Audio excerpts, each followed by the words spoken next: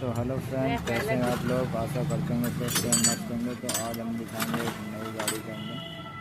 तो ये बन रहा है हमारी एक्सिस का इंजन। ये देख सकते हैं हमारे वीडियो में क्रैंक बैठ गया है हमारा। बने रहे इसी वीडियो में, और हमारा वीडियो आपको अच्छा लगे तो लाइक कमेंट, चैनल को सब्सक्राइब जरूर करें। तो फाइनली हमारा बोन लग चुका है। इसका ऊपर का चैम्बर अब लगाएंगे हम, फिर लगा के आपको दिखाते हैं। बोन खूब बारीकी से लगाएं ताकि गाड़ी लीकेज ना हो। और हमेशा बोन को रगड़ के ना लगाएं, बोन को ऐसे ऐसे करके लगाएं तो ये बिल्कुल पैकिंग के शेप में बन जाता है लास्ट में। हमेशा इस चीज़ का ध्यान रखें।